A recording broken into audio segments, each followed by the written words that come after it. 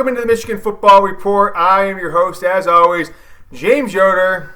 Michigan loses 27-17 to Penn State, and I don't know what else to say about this coaching staff, this program, this team, this, I guess, program that Jim Harbaugh has built, because this is a lifeless organization that came out of the tunnel for the third home game this year looking like they had no energy, no interest in being there, and no strategy to win a ball game. So I'll start the show off by asking you guys.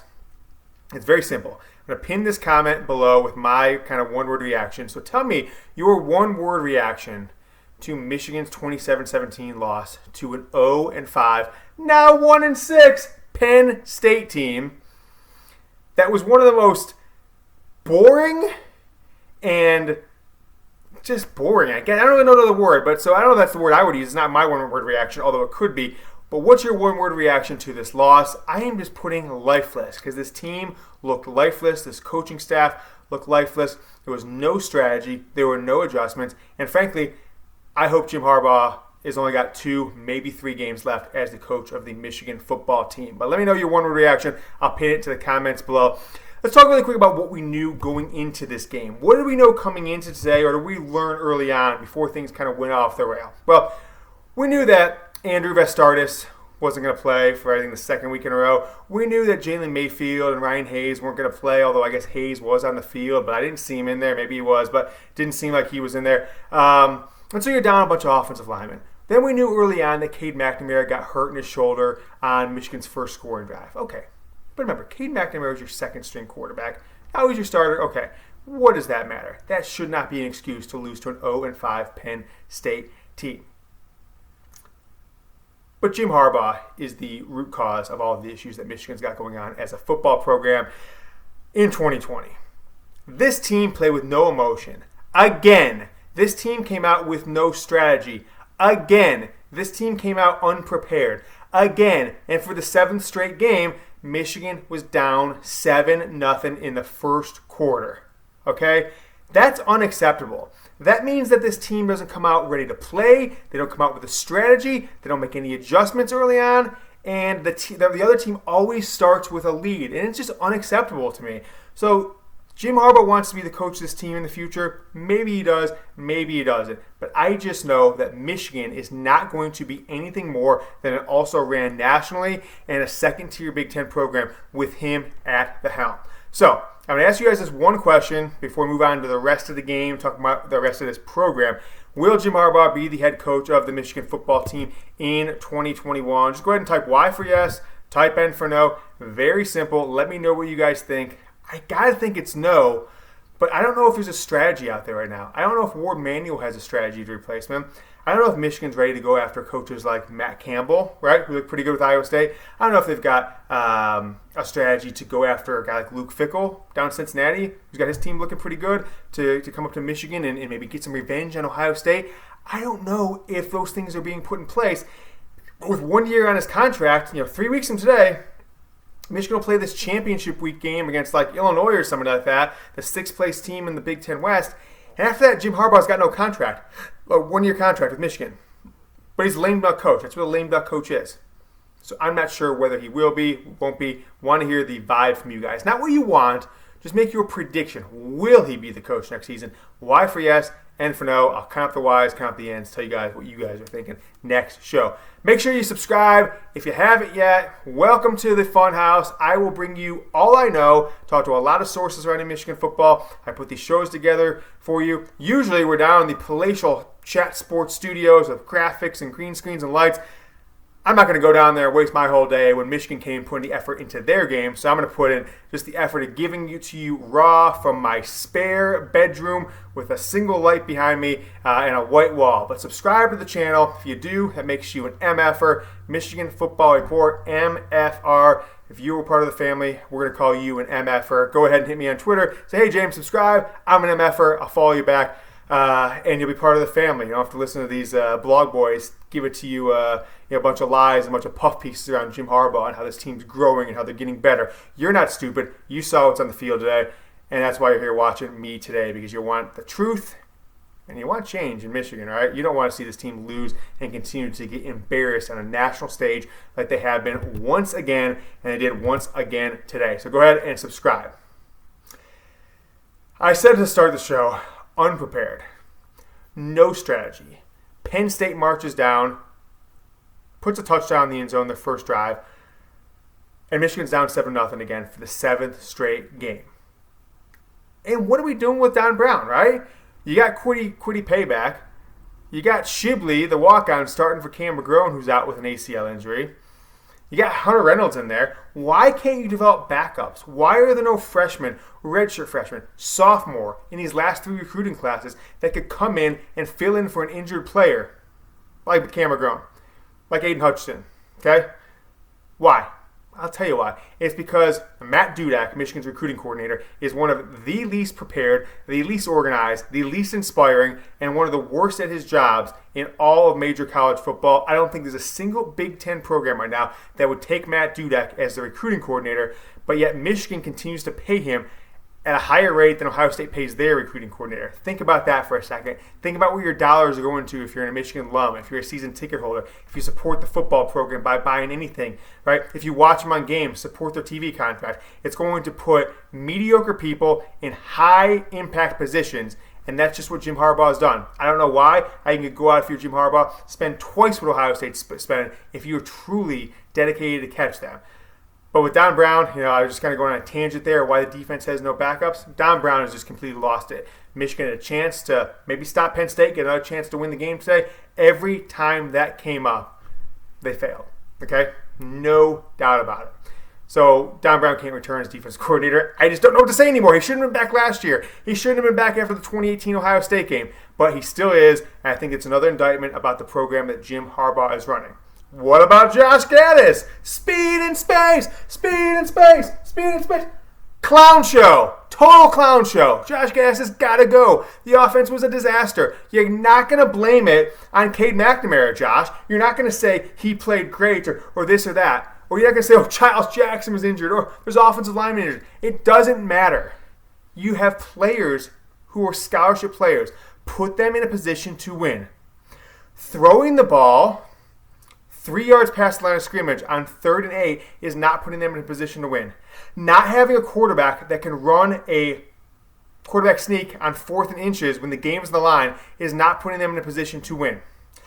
Letting Hassan Haskins get like 70 yards in the first couple drives of the game and then like 2 carries the next two carries the next 2 quarters combined is not putting your team in a position to win. Let's talk about Hassan Haskins for a second. Right? And it was 17 carries for 103 yards. He had like 76 yards in the first quarter, I believe. Ended with 101, I guess. 103 gain, lost 2, 101 net. If you're going to get a 60-yard carry, Josh, and your guy ends up with 100 yards, that is not good coaching. It's not putting you in a position to win. Chris Evans got 35 yards rushing. Blake Corum got 27 yards rushing. What happened to Zach Charbonnet? Is he on this team anymore? Didn't get a single carry today. The wide receiver core didn't do much. Quarterbacks, 12 of 25 for Cade McNamara, 1 of 3 for Joe Milton. And one of the passes I remember, I think it was second pass of the game, he skipped the ball off the ground, passing to Ronnie Bell on 3rd down. 4 yards in front of Bell's feet, and so realistically, if Bell would have wanted to catch it, he was 8 yards short of his hands. That's how bad the pass it was. That's how poorly this team came out to play. And that's how bad the quarterbacks are being developed in Michigan under Jim Harbaugh. 13 of 28 combined passing for the quarterbacks today. 91 yards for McNamara, 21 yards for Joe Milton. 112, is that right? 112 yards total on 28 passes. That is tough to do, folks. That is very, very tough to do. On the other side for Penn State, let's kind of review their stats real quick. Sean Clifford came in. He got benched, but he has a career day kind of against Michigan. Not really, I guess, but 17 of 28. But how about this? 79 yards rushing, right? 160 yards passing for Sean Clifford, 79 yards rushing. I tweeted out a couple times during the game. Sean Clifford was faster than every player on Michigan's defense, including Dax Hill, by the way, who had his worst game as a Michigan Wolverine today. That's my instant analysis, but I thought it would be funny and kind of maybe just a laughter is the best medicine. I'm going to go through some of the best tweets I put out or other people tweeted at me during the game. So me, during the second quarter, Josh Gattis is just a straight up bad play caller. That's just an easy assessment anybody can make. How about this one? The announcers were bad today, right? The announcers were really bad. I thought Mike Golick was a really bad announcer, almost as bad as James Laurinaitis last week. He said something in the first quarter, maybe second quarter. He said, Joe Milton, oh yeah, he got benched, but he used this time as a backup to get healthy because he was injured. I don't know where they were doing this whole injury thing. You're not fooling anybody, Jim Harbaugh. You're not fooling anybody, announcers, by telling us Milton was injured. We all saw him get pulled last week. So who are you fooling? But did Mike Golick think that Joe Milton got healthy in the first quarter of today's game? Because that's what he tried to say, that he used his time as a backup to get healthy because he was injured and that's why he got pulled. Complete disaster. Or tweet out here, kind of repeating that. The whole Jim Harbaugh telling the announcers that Milton was injured. Just complete lies. I don't know why the Michigan coaching staff continues to treat us, the viewing public, like we're a bunch of idiots. Got another tweet here coming from my man, Monan_Chuck. He says, this picture summarizes the Gattis era. 3rd and 7, receiver runs a 6-yard route. Of course, bad play call, running a yard short with a defender on you, and Milton bounces the ball 3 yards in front of you. He also calls out Scam Webb during that tweet as well. Jeff Rua at Ruination, this is absolutely unreal. The entire offense just walks off the field, not even clamoring for a first down. This is after the Joe Milton 4th down short stuff that they reviewed. That's a good point. The offense should be like, first down, first down, first down. They all just walked off like this. Had no fire, no desire to win the game. Another tweet. Me, Joe Milton, on that 4th down with 5:40 left in the game, Michigan down 10, 4th and 1 from the 36-yard line. He looked like Shaquille O'Neal riding a tricycle. Like, he looked like a huge man trying to get on a little kid's bike or something like that. He looked like he never snapped a ball under center and tried to sneak a ball in my life because he just kind of crunched up, tried to fall over like he had no idea what he was doing, and it was completely embarrassing. Another tweet coming in from Ant Wright. Okay, Ant. I love Ant. He's a great guy at It's Right, at It's Ant Wright on Twitter. But he says, why are they talking about Jim's contract when they know recruits are watching? That's so trash. This is in the 4th quarter. Golick and the other guys start talking about Jim Harbaugh's contract. And I'm just saying this to you, Ant-Man. It's reality. Recruits aren't dumb. They know. They understand Jim Harbaugh's contract. They understand what's going on with the program. If they want to still come to Michigan, great. But you're not going to hide these things for them. So I don't understand why you would be mad about players or about announcers talking about Harbaugh's contract. Me, I said this earlier, Sean Clifford is faster than every player in Michigan's defense.